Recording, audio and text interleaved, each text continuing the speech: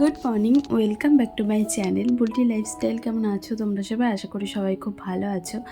আর আমিও একদম বিন্দাস আছি। কালকে তোমাদেরকে হয়তো বলিনি, আজকে সকাল সকাল কোথায় যাচ্ছি বলো তো? এখন যাচ্ছি ডাক্তারের কাছে। ওই যে তোমাদেরকে কালকে ভিডিওতে বলেছিলাম যে শরীরটা না কদিন ধরে ভালো নেই, একবার অন্তত চেক আপ করানো দরকার। আর যেহেতু চেক আপ বলতে ডাক্তার তো দেখিয়েছিলাম, তারপর আমাকে রিপোর্ট করতে বলেছিল। আর রিপোর্ট তো করা হয়নি, আজকে যাব কাল যাব করে আর যাওয়া হয় না। আর সত্যি বলতে বাড়ির বাইরে না আমি খুব একটা একা কোনো দিন বেরোই না, তার জন্য একটুখানি ভয় ভয় লাগছিল। আর সেজন্যই আর কি যেতে পারিনি। কিন্তু তারপর দেখলাম যে একা ছাড়া দোকান আর কোথায় পাবো? সবসময় তো সবাই সাথ দেবে এমনটা তো হয় না বলো। কোনো কোনো টাইম জীবনে একা একাই চলাফেরা করতে হয়। এই জন্যই মনে জোর নিয়ে আজকে বেরিয়ে পড়লাম কাটোয়া যাওয়ার উদ্দেশ্যে। আর 3 থেকে 4 দিন মতন হয়ে গেছে আমি ডাক্তার দেখিয়েছি, তারপর কিন্তু রিপোর্ট এখনও আসেনি আমার হাতে, মানে করা হয়নি। আর একটু ভয় লাগে, কারণ ওই রক্ত টক্ত নেবে। আর বাড়িতে তেমনভাবে কিছু বলিনি যে রিপোর্ট করাতে যাবো কি কিছু। একবার শুধু বলেছি যে হ্যাঁ যাবো কাটোয়া ডাক্তার কাছে টেস্ট করাতে, ব্যাস এটাই বলেছি। হ্যাঁ দেখো, বলতে বলতে ট্রেনও চলে এসেছে, তবে অনেকটাই লেট হয়ে গেছিলো। আজকেও সেই যাবো না করেও 10:30টার গাড়িতেই যাচ্ছি, কারণ ভেবেছিলাম যে আজকেও যাবো না, আজকে দিনটা স্কিপ করে দেবো, কালকে যাব। আর কাল করে না একদম কালে খেয়ে নিচ্ছে, তাই ভাবলাম যে যা হয় হোক, আজকের দিনটা যাই। তবে হবে কি না জানি না এখন। আর দেখো, বলতে বলতে কাটোয়া স্টেশনে ঢুকেও পড়েছি। আর স্টেশনটা এত সুন্দর করেছে। আর একটা ট্রেন ঢুকলো, বরব্রিজে ভিড় দেখেই বুঝতে পারছো। তো চলো সাবধানে নামি, তারপর আবার তোমাদের সাথে দেখা করছি। নেমেই দেখো অজস্র পরিমাণে ভিড়। আর ভাবলাম এক্সেলেটারে যাবো, কারণ বোনের সাথে একদিন এসেছিলাম, যে চেপেছিলাম, সেই থেকে না সাহস হয়ে গেছে। এখন মনে হয় যে না, একটু করে চেপে প্র্যাকটিস করি। কিন্তু তারপর দেখলাম এক্সেলেটার বন্ধ। অনুগ্রহ করে শুনবে গাড়ির সংখ্যা 1306 এত ভিড়, মানে যাত্রীদের অবস্থা, যাওয়ার তো পাইনি, একটুখানি ওয়েট করি তারপর যাবো, কারণ এত ভিড় থেকে না চিড়ে চাপতে। प्लेटफॉर्म क्रमांक 4 প্রতীক্ষার পর উঠলাম হচ্ছে ওভারব্রিজে। কারণ কী আর করবো, এক্সেলেটারের জন্য ওয়েট করছিলাম যে একটু যদি চালু করে তাহলে ওদিক দিয়ে যেতে পারবো। এদিকে তো খুব ভিড় ছিল, আর ভিড়টা কমার পরে উঠেছিলাম, তারপরে দেখলে কি পরিমাণে ভিড় ছিল। আসলে খুব ভিড় হয় কাটোয়া স্টেশনে, যেহেতু বড় স্টেশন তো অনেক দিকে যাত্রী থাকে, ধরো বর্ধমানের ওদিকে থাকে। আর এদিকে নেমেই আমি নিয়ে নিয়েছি টোটো, কারণ আমি তো খুব একটা চিনি না, হাঁটা পথ ছিল, তবে হেঁটে যাওয়ার ক্ষমতাও নাই আমার অতটা, তার জন্য টোটোই নিয়ে নিয়েছি। আর যেহেতু প্রথমবার যাচ্ছি, আমি তো অতটা কোনো কিছু চিনি না, ওই মেডিকেলটা চিনি না। তবে দেখো, দেখার পর মনে হবে যে আমি তো ওই রাস্তা দিয়ে প্রত্যেক দিনই যাই, কিন্তু অত হয়তো চোখে পড়েনি। আর এদিকে দেখো পুজোর কেনাকাটা মনে হয় কাটোয়াবাসীর অলমোস্ট কমপ্লিটের দিকে। শুধু কাটোয়াবাসীর কেন, আমাদের সবারই কমপ্লিটের দিকে, শুধুমাত্র আমি কিছু কিনিনি। তবে এবার আর কিছু হয়তো কিনবো না, কারণ নিজের শরীরটাকে নিয়ে খুব আর কি আমি সচেতন, যেখান থেকে আমি প্রত্যেক দিনই প্রায় আসা যাওয়া করি। এই যে সুসার চলে যাচ্ছি বাড়ি, কারণ সকালবেলা আসতে বললো 8টা 8:30 থেকে অনেকটা লেট হয়ে গেছে। প্রথমে খালি পেটে থাকা অবস্থা অসম্ভব, 2:30টার দিকে বললেও হবে। পেটে এমনিতে যন্ত্রণা শুরু হয়ে গেছে ট্রেন থেকে। এখন সবে 11:10 একটা ট্রেন আছে, ওই ট্রেনটাতে দেখি যদি খাই তো ভালো কথা, নাহলে অবশ্যই একটা ট্রেন।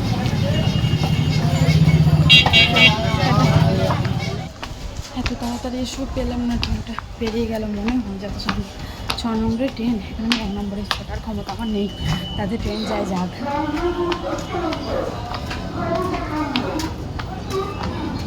ছেড়ে দিয়েছি, এখানে একদম রাইট টাইমে ছাড়ে, আর আসার সময়তে যত মোটাঙ্কি করে ছেড়ে দিয়েছি। নেই গো, 6 নম্বরে দাঁড়িয়েছিল, একটু আগে আসলে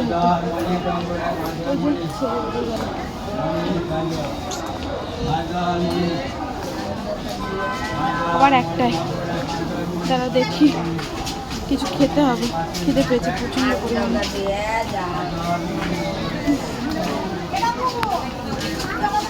তো পেলাম না, তাই কিছু খেতে তো হবে, না খেয়ে তো মানে থাকা যায় না, প্রচণ্ড খিদে পাচ্ছে। আর এই যে এই ট্রেনটা ছাড়বে, এখনই ঢুকলো, এটা ছাড়বে 1টাতে। তো ভাবছি যে এখানকার তো ফেমাস পাউরুটি আর ঘুগনি, তো ওটাই কিনবো একটু, আর কিনে ট্রেনে বসে বসে খাবো। খেয়ে তারপর শান্তি দেখে বসবো। চোখ মুখের অবস্থা দেখেছো রোদ্রের মধ্যে। তো চলো আবার পরে দেখা করছি তোমাদের সাথে। স্নানও করিনি জানো, বাড়ি থেকে স্নান করে আসেনি, মানে কী বলবো, যে কার মুখ থেকে উঠেছিলাম কি জানি। মানে এসব আমি খুব একটা মানি না, কপালে যা আছে তাই হবে। তো তো চলো পরে দেখা করছি তোমাদের সাথে। এই যে ঘুগনি আর এই যে পাউরুটি। এই যে ট্রেনে বসে পড়েছি আর এই যে ঘুগনি নিয়েছি আর নিয়েছি পয়সা ভাঙানি দিচ্ছিল না, তার জন্য ফার্স্টে এটা কিনেছি, তারপর পয়সা ভাঙানি দিল। তো ফার্স্টে পাউরুটির দোকানে গেছি, দিয়ে 200 টাকা দিয়েছি, আর আমার কাছে ভাঙানি ছিল না, দিয়ে বলছে যে ভাঙানি হবে না, দিয়ে তার জন্য আবার ওই ইয়েটা কিনলাম, কেকের মতন ওইটা কিনলাম। তারপর ওটা কেনার পর তো ওখানেও ভাঙানি দিচ্ছিল না, আমি যে ভাঙানি আমার কাছে নেই, ভাঙানি দিলে দাও, না হলে থাকা আমি নেবো না। সকালবেলা বইনির টাইম তো যার জন্য দিয়ে দিল। আর এখন খাবো, জল এনেছি, দেখো কত ছোটো একটা বোতলে আমি জল এনেছি, খাবো কি জল খাবো, জল খেয়ে একটুখানি বসবো, তা করতে করতে টাইম হয়ে যাবে, কারণ 11:30 মতন বেজেই গেছে অলরেডি, একটায় ছাড়বে এটা। তো কালকে সকাল সকাল আবার আসতে হবে। আমি ভেবেছিলাম যে সকালবেলাতেই আসবো, জানো, দিয়ে তারপর শরীরটা খারাপ করছিল, ভালো লাগছিল না, দিন দেখছি একটু বেলা করেই যাবো। দিয়ে তারপর তো এখানে এসে দেখছি সকালবেলাতেই আসতে বলেছে, সকালবেলাতেই রিপোর্ট আমি জানি যে সকালবেলাতেই হয়, কিন্তু তাও আমার মতিভ্রম হয়েছে আর কি, হচ্ছে ব্যাপার। তো চলো, আর সত্যি বলতে কি জানো তো, যারা একা একা চলাফেরা করতে শিখে যাবে না, তাদের আর দোকা কাউকে প্রয়োজন হবে না, এটা বুঝে গেছি। কারণ যারা বাড়ির বাইরে বেরোয় না, তাদের মনে হয় একটু ভয় ভয় লাগবে, কিন্তু বাড়ির বাইরে বেরোলে মনে হবে এর মতো শান্তি আর কিছু নেই। যেমন আমি এখন ফিল করছি, প্রচণ্ড শান্তি। তোমার একার মর্জি চলবে এখানে, তুমি দ্বিতীয় কারোর মর্জি চলবে না যে এখানে যাবো না ওখানে যাবো না, তুমি যেখানে ইচ্ছা ঘুরতে পারবে, যতক্ষণ ইচ্ছা ঘুরতে পারবে। ভেবেছিলাম যে কাটোয়াটা ঘুরে তারপর বাড়ি যাবো, তারপর দেখছি না, আগে যেটা কাজে এসেছি কালকে আগে ঘুরি বলছি, কালকে আগে ডাক্তারটা দেখাই এবং রিপোর্টটা করি, তারপর ঘোরানো হয় পরে হবে। তো চলো টাটা, খাওয়া দাওয়া করে নিই। হ্যাঁ, জলের বোতল ছোট্ট খাওয়া, সে মাসি এসেছিলো, মাসি বোতল মাসি বাড়িতে রেখে গেছিলো। লেডিসে উঠলাম, দুটো সিভিক ছিল, এখনই নেমে গেল, ছাড়তে অনেক লেট আছে এখন, তার জন্য চোখ পুরো লাল হয়ে গেছে। একে সে একটা জিনিস খুব ভালো হয়েছে, সেটা হচ্ছে তোমার কিন্তু নিজের মর্জি মতন তুমি সব কিছু করতে পারবে। এই যে দেখো ট্রেনটা যে ফেল করলাম, আগের ট্রেনটা, কিন্তু দোকা আসলেই বলতো যে, সে হয়তো বলতো যে আমার বাড়িতে অনেক কাজ আছে, তোমার জন্য আমার ট্রেনটা ফেল হলো। আমি বোনের কথাই বলছি বা মায়ের কথাই বলছি, মায়ের তো বাড়িতে অনেক কাজ আছে, মা যদি ধরো আমার সাথে আসতো, তাহলে বলতো যা ট্রেনটা চলে গেল, অনেক কাজ বাজ আছে বাড়িতে, কে করবে। কিন্তু আমার সেই জিনিসটা আমার নেই, আমি একদম ফ্রি। রেস্ট নিচ্ছিলাম বসে বসে, আর এদিকটা দেখে এত সুন্দর লাগছে, তারাও তোমাদেরকে দেখায়, ভীষণ মেঘ পড়েছে। ওই যে দেখতে পাচ্ছ, কতটা কি বুঝতে পারছো জানি না, এদিকটা পুরো মেঘ পড়েছে। আর সবে মাত্র এখন 12:02 বাজে, একটু যদি বৃষ্টিটা হয় ভালোই হবে বেশ। আর বাবা মায়ের জন্য নেবো, ওই পাউরুটি নেবো। বলতে যারা একা চলাফেরা করতে শিখে যাবে না, তাদের আর দোকা কাউকে লাগবে না। আর আজকে আমি বাড়ি থেকে বেরিয়ে এটাই ভাবছিলাম যে এত ভালো লাগছিল, বিশ্বাস করো আমি তোমাদেরকে বলে বোঝাতে পারবো না। তোমরাও যদি আমার মতন কোনো সময়তে ভয় পাও না একা একা বেরোতে, কোথাও যেতে, তাহলে একদিন অন্তত বেরিয়ে দেখো, সত্যি বলতে এর থেকে শান্তির আর কিছু হয় না। আর এই যে প্রাকৃতিক দৃশ্যগুলো দেখতে দেখতে বাড়ি পৌঁছাচ্ছি, কাজ তো কিছু হলো না, কি আর করবো বলো, কালকে আবারও আমাকে আসতে হবে। তবে কি বলো তো, সব কিছুর মাঝে একটা মন খারাপ থেকেই যায়, যে বাড়িতে এত মানুষজন, এত আত্মীয় স্বজন, তারপরেও না খুব একা একা লাগে নিজেকে। জার্নি কমপ্লিট আজকের মতন, আবার কালকে।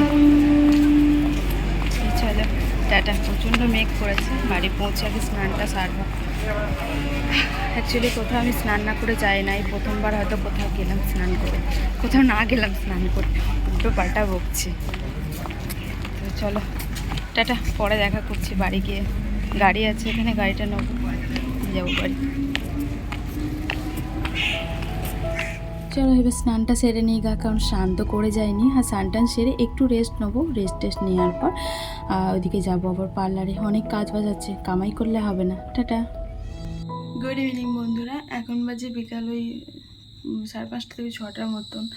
আর আমি স্নান টান করে ভাত খেয়ে একটুখানি শুয়েছিলাম, ঘুম পুরো হয়নি। তারপর উঠেছিলাম, না ভাত খাইনি, সরি, স্নান করেই শুয়ে পড়েছিলাম। শুয়ে 1 ঘন্টা মতন ঘুমিয়ে 3টের সময় উঠেছি। 3টের সময় উঠিয়ে ভাত টাত খেয়ে আবারও শুয়েছিল। আর যে আলু সেদ্ধ হয়েছিল, ডিম সেদ্ধ, প্রেশার আমার একদম নেই, একদম লো প্রেশার, তার জন্য শরীরে প্রচণ্ড ক্লান্তি লাগছে, শুধু ঘুম পাচ্ছে। আর আর কি হয়েছিল যেন, আলু সেদ্ধ, ডিম সেদ্ধ আর ডাল হয়েছিল। ওই দিয়ে খেলাম। খাওয়া দাওয়া করার পর আবার ঘুমিয়েছি। এই দেখো, দেখতেই পাচ্ছ চোখ মুখ পুরো লাল হয়ে গেছে। এইমাত্র উঠলাম, সন্ধে সন্ধে লাগবো হচ্ছে এখন। ওই যে, তো উঠে এখন রেডি হচ্ছে, যাব কাজে। কারণ মা মানা করছিল যে কাজে যেতে হয় না, কিন্তু কাজে না গেলে আমার ভালো লাগবে না বাড়িতে, যার জন্য আমি আরও যাচ্ছি। তো পুজোর টাইম তো আমি কামাইও করতে চাই না, জানো তো, প্রচুর ভিড় হবে। তো চলো, হ্যাঁ রেডি হয়নি, তারপর তোমাদের সাথে দেখা করছি। টাটা। চলে এসেছিলাম পার্লারে, আর পার্লারে এসে আমি কাজবাজি করছিলাম। তারপর কাকিমা চোখ মুখ দেখিয়ে বুঝতে পেরেছে যে শরীরটা খুবই খারাপ। তাই কাকিমা বললো একটু রেস্ট নাও, তোমাকে অত তাড়াহুড়ো করে কাজ করতে হবে না। তারপর রেস্ট নিচ্ছিলাম। ওদিকে পার্লারও ফাঁকা হয়ে গেছে অনেকটাই, কারণ সন্ধ্যে থেকে প্রচুর কাস্টমার ছিল। সবই আর কি সামলেছি, আমিও সামলালাম কিছুটা। তারপর কিছুটা কাজবাজ করার পরে আর কি কাকিমা বললো যে একটু রেস্ট নাও, অত কাজ করতে হবে না, আমরা তো আছি, সবাই মিলে করে নেবো। আর একজন নতুন জয়েন করেছে, নতুন আবার মানে নতুন জয়েন করেছে বলতে ও আগেই কাজ করতো, কিন্তু মাঝখানে ছেড়ে দিয়েছিল। তা আবার পুজোর সিজন বলে কাকিমা এবার ডেকেছে, তার জন্য ও আছে। কারণ এবার তো ধরো আমরা দুজন, আর তো কেউ নেই, আর পুজোর সময় অনেক কাস্টমার হয়, তার জন্য আর কি একটু কাজের চাপটা বেশিই পড়ে, মানে আমাদের উপর প্রেশারটা বেশি পড়ে। আর চাটা খেলাম। তো চলো আজকের মতন এখানেই ব্লগটা এন্ড করছি, কারণ একটু পরেই চলে যাব বাড়ি। তো টাটা, গুড নাইট, ভালো থেকো সবাই। কেমন হয়েছে ভিডিওটা জানিও।